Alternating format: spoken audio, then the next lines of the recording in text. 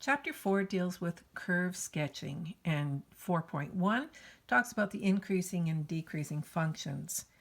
So at this point, you've done increasing and decreasing intervals. You did that in grade 12 advanced functions. But in this case, we're going to be using the derivative to help sketch functions, and we're going to be finding the max and minimum values by setting the first derivative equal to 0. So in this section, although the theory part is quite simple, there are a number of different types of questions that I will be covering that are part of your homework. Okay, so the first thing we want to talk about is how do you determine an increasing function?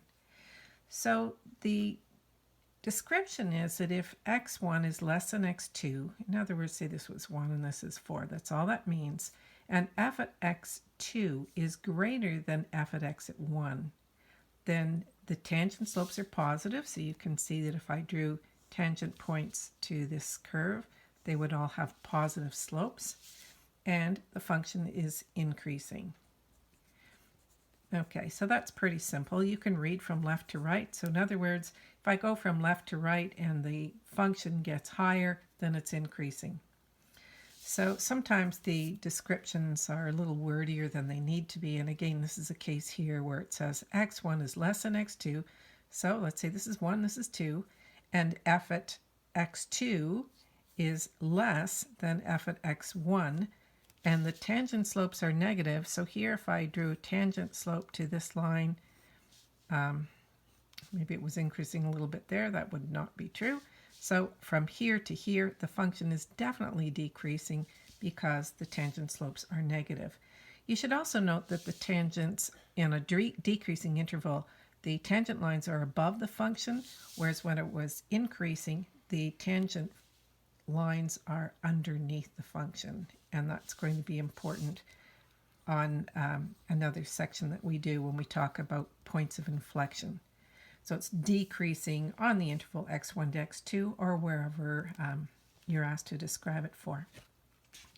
So I want to do some examples. The first is going to be using the derivative, graph the following function. Okay, so using your knowledge from grade 12 advanced functions, you know this is a cubic function, you know that it has a positive leading coefficient, and you know that it's going to start in quadrant 3 and end in quadrant 1. So don't just rely on your calculus derivative techniques. Use your knowledge from the previous course, and you can always flip back and forth to check your answers using either calculus or using your advanced functions knowledge. So the first thing I would do is take the derivative. So y prime here is 3x squared minus 3. And don't forget that you must say for critical values, CVs, set y prime equal to 0.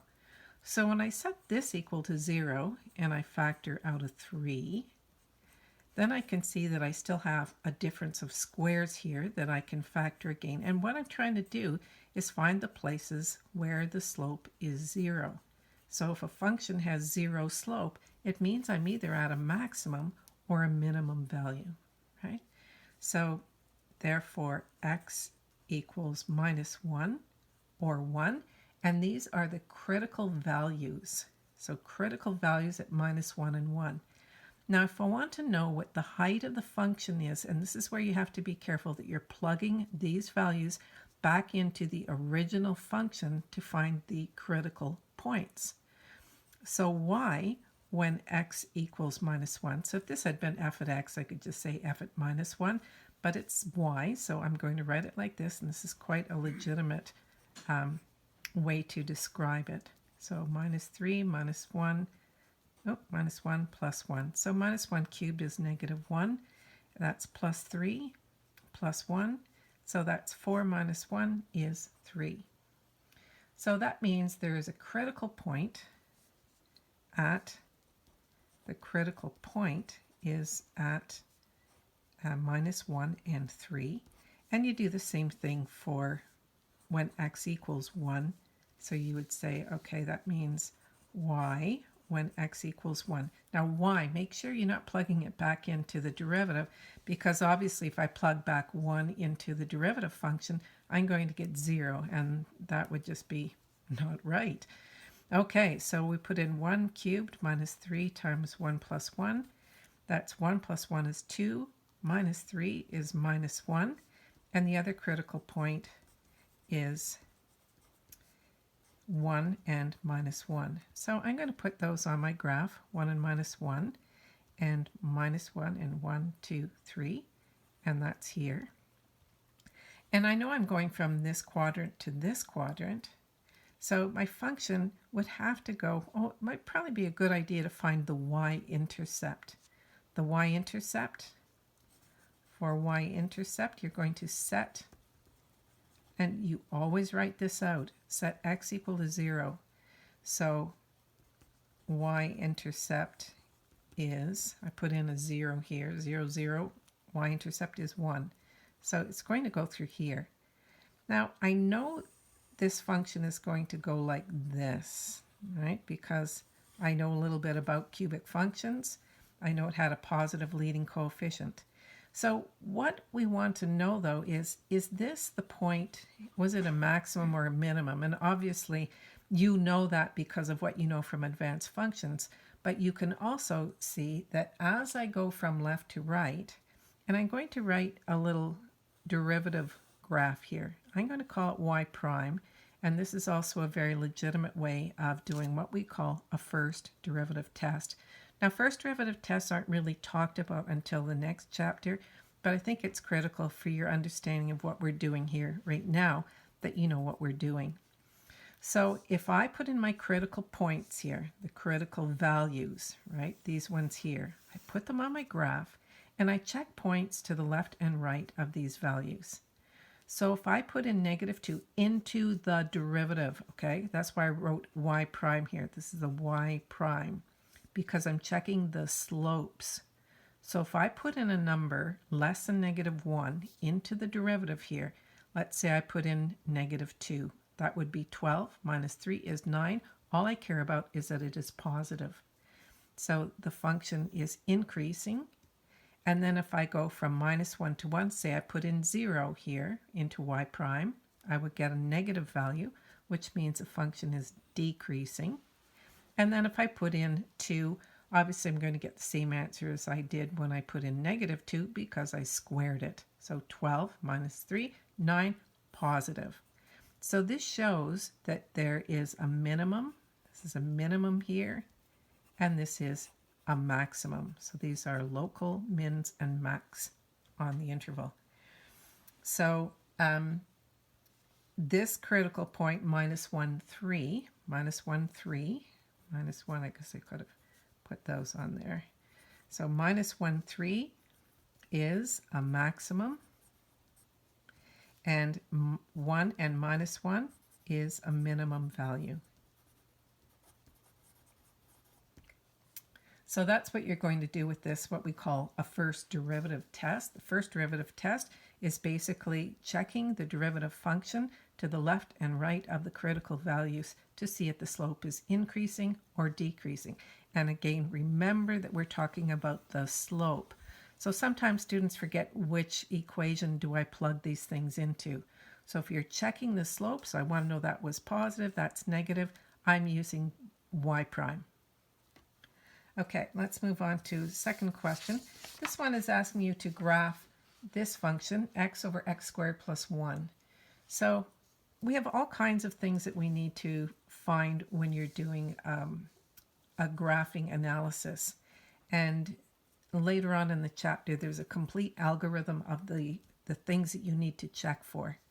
So basically, we're looking to see, is there a vertical asymptote?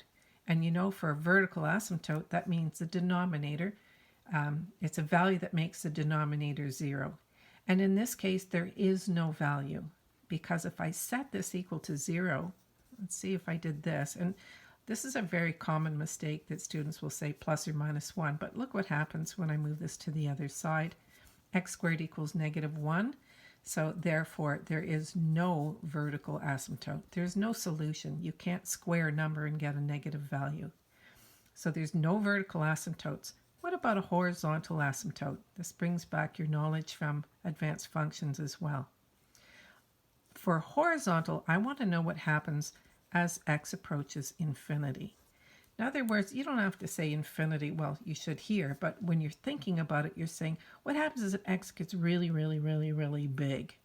So if I squared something really big and added 1 to it, this number in the denominator is going to be significantly larger than the number in the numerator, even though that will still be a large number. I'm dividing by something much larger, and so that means that y is going to approach 0. So that means there's a horizontal asymptote, and it is y equals 0. Okay, so we've got our asymptotes covered. What else do we need to know? We need to know what the x and y intercepts are.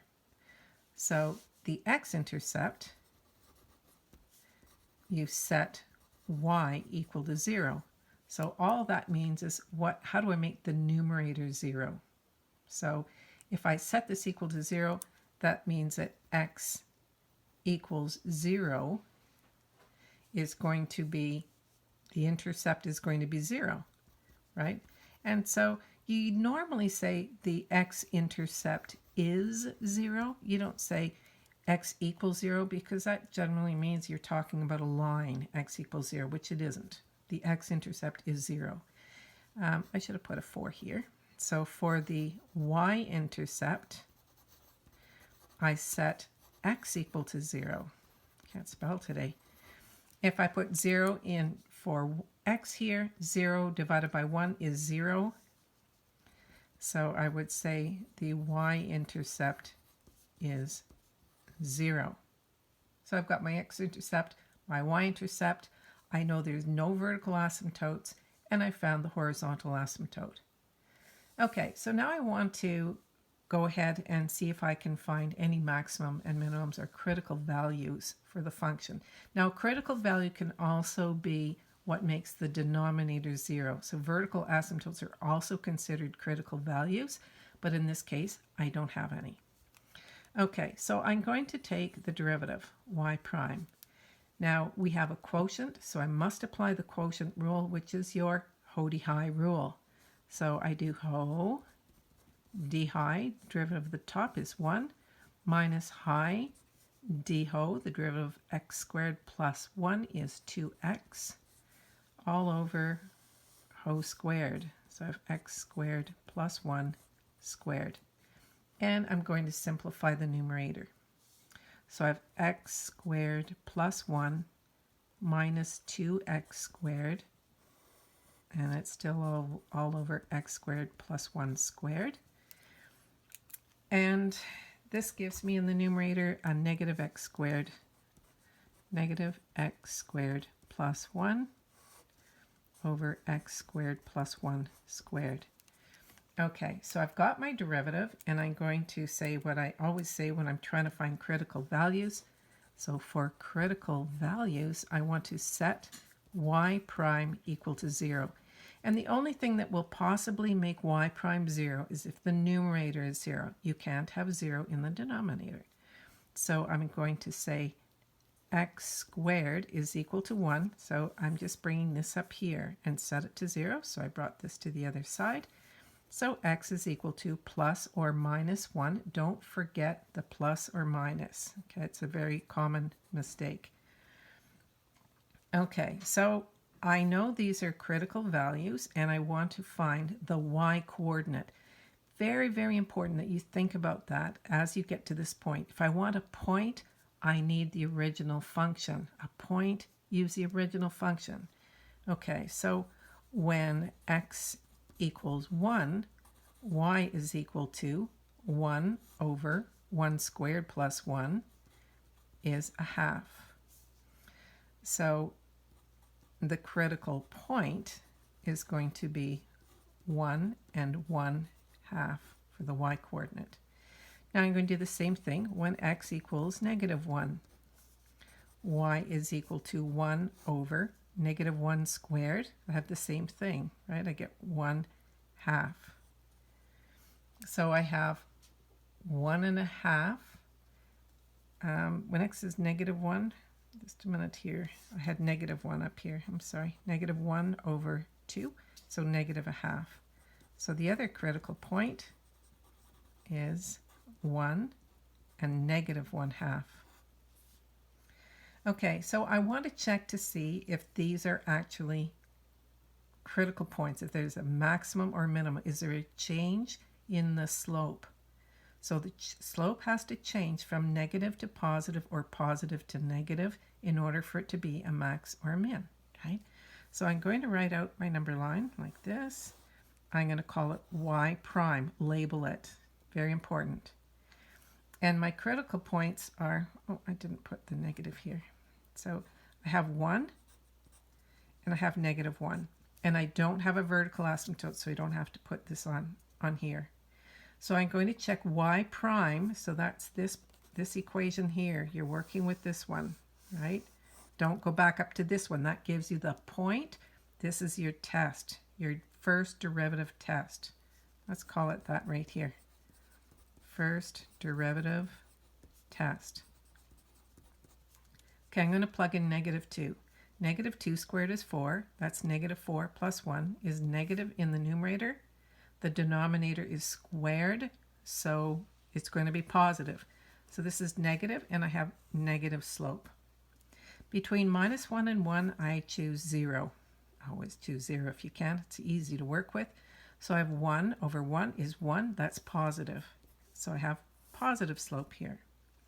And after 1, if I put in 2 and squared, that would give me 4, -4. Don't forget, I'm squaring before I apply that negative. So that gives me negative over a positive is a negative, and that means there is a maximum at x equals 1. So this is a maximum. We'll come back here and state that. And -1.5, this is a minimum. So you see how it's a minimum because I went down. I had negative slope, and then I went to positive slope. You can actually even sketch in the graph, right? It's going to go like this and then like this. So the other thing is I have my minimum value at -1 and -1/2. I'm going to do it in green on the graph here. So -1 and -1/2, that's here. That's a minimum. I have an asymptote right here too, don't I? Remember I said a horizontal asymptote of y equals 0. And I have 1 and 1/2. That's a maximum value. And I think you might remember from advanced functions that you can cross a horizontal asymptote for finite values of x. And we have an x-intercept. Y-intercept was right here. So as this approaches infinity, the function is going to approach 0. And when we go this way, this is going to approach 0. So there's my graph. Okay, so you have to be careful that you're checking using a first derivative test. Again, this isn't part of 4.1, but it's definitely something you're going to do many, many times. So I thought might as well include that here, and that will help. Now, if you were asked for the increasing and decreasing intervals, so the function is decreasing. So let's get a red pen here. I'll show you where it's decreasing. Right, so it's decreasing here. This is all decreasing. This is decreasing. So the other point here, let's find another color. It's increasing on this interval. It's not really much different color, is it? Okay, so this is increasing. And these two other areas were decreasing. Decreasing, decreasing. So in terms of interval notation, you would say increasing. So we have intervals. So this is all part of your algorithm for analyzing a graph. So it's going to be increasing for x is an element of, so it's going from -1 to 1. And I use round brackets because I'm not including those points. It's neither increasing nor decreasing when the slope is 0, so you don't include those. and decreasing on the interval for x is an element of negative infinity to minus 1, so from here to here, and from 1 to infinity, so u for union, 1 to infinity. Okay, so that's a pretty lengthy analysis. Some of them will be much more difficult than that, but this is a good introduction one for you to get a grasp of what you're going to need to look for. Okay, so the next question I want to do is a question from the homework. And it says, determine where f prime x is equal to 0. Now, you might think that's a pretty easy thing to do, but I find that a lot of students have trouble with taking the derivative of this product that also has an exponent. So you're using the chain rule and the product rule together. So let's try the derivative. You might want to freeze frame right now and try this and then come back. So I'll go ahead and do it for you here. So f prime x, so remember we do the first, so I'm going to leave that alone, times the derivative of the second. So the derivative of this is 2x. First times the derivative of the second plus the second, x squared minus 9, times the derivative of the first. So I have to do the exponent first, so I'm going to write 2. I leave what's in the bracket alone. I decrease it by 1, so 2 goes to 1. And the derivative of the inside, which is 2. And so now I'm going to expand this. I'm just going to simplify the second part here. And then we're going to factor it, because you're trying to find the zeros. You can't find the zeros when it's in this format. So 2 times 2, that gives me 4 times x squared minus 9 times 2x minus 1. So now I want to look around this plus sign for common factors. So I'm going to pull out a common factor. What is common to both sides of this equation? Well, the first thing would be that I have 2 here, right? And I have 4 here, so I can take 2 out of each of these. So I'm going to pull out a 2. And then both sides of the equation have a 2x minus 1. This one has 2 of them, but as long as they each have 1, I can pull that out. So I'm going to take out a 2x minus 1, make a big square bracket, and then watch on both sides of this plus sign is what you're looking for. What did I take out? So I took out a 2, I took out one of these, so I'm left with x times 2x minus 1. And I'm going to write it out long ways for now, 2x minus 1. On the right-hand side of the plus sign, I've taken out a 2, so that leaves me still with 2, because I had 4 here. I took out this 2x minus 1, it's right here, and I still have an x squared minus 9. Okay, so very easy for me to tell you what makes this 0. Obviously, it's going to be a half, but I need to simplify this side so that I can tell you what makes what's in this big bracket equal to 0. So I expand 2x squared minus x. Sometimes students think they've done way too much work, but you haven't. There's just lots to do here. Okay, so now I have 2x minus 1. And in this bracket, I have 4x squared minus x minus 18. And I want to be able to factor this. So what makes a product of 4 times 18? That's 72. So a product of negative 72 and a sum of 1. And I think you can see right away that it's minus 9 and 8. So minus 9 and 8. Minus 9 times 8 is minus 72. Whoops. Minus 9, oh, this should be a sum of minus 1. Minus 9 plus 8 is minus 1. Now, it's a complex trinomial.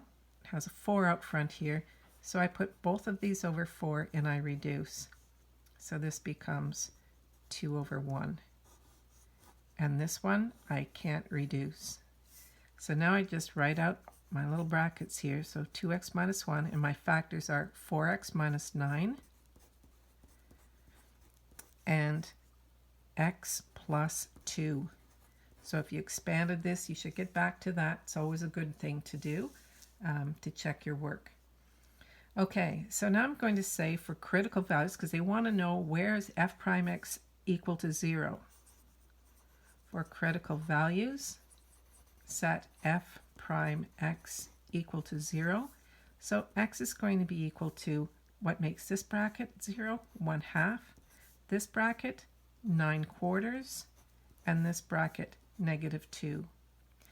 Now I'm going to do one more step here, and that is to determine whether they are minimums or maximums and what the critical values are. Now the critical values, I'll let you figure that out on your own. You had to plug back in these into the original function, right, to find the y coordinate or the height of the function when x is each of these values. But I can do a first derivative test by calling this f prime x. And on this number line, I'm going to put in these critical values. So I have -2, I have 1/2, and I have 9/4. So into the derivative function, this simplified one here is the one I'm going to use. I'm going to test some values. So I'm going to try -3 first. So some teachers make you write out all these intervals, but you can pretty much do this on your head, right? So if I put in, say I put in -3, so this would be -6 minus 1, so that's, the 2 is positive, and then this little bracket here would be negative, and if I put in -3, it would be negative again because I would have -21, and if I put in negative here, this would also be negative. So I have, oops, I didn't mean to put it like that. So I have a negative times a negative times a negative times a positive, and that's all negative. So it's downhill here, negative slopes. Between -2 and 1, I plug in 0 very easily here. Put in x is 0, so I have 2 times -1 times -9, so it's negative times a negative times a positive, and that, of course, is a positive. So that means at -2, I should have a minimum. I'll put not a mix, but a minimum. And when I go between 1/2 and 9/4, I'm going to plug in 1, nice and easy.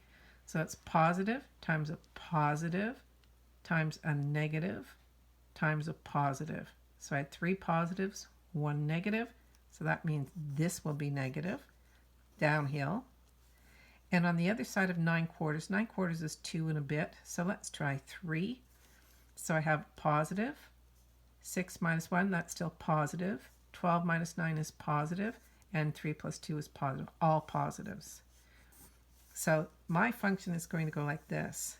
Now you can see from the original function that it is a quartic function. 2x squared times x squared. This is a 4th degree, right? 4th degree function. 4th degree. So it means it has 2 minimums. So this is going to be a minimum at 9/4. It's going to be a max at 1/2. It's going to be a minimum at -2. And of course, you still need to find those y coordinates. This isn't a critical point, it's a critical value. Critical point means x and y. Okay, so this is getting pretty long, so I'm going to stop here, but I do have 2 more very important questions that I'm going to do in a second part for you. Keep studying.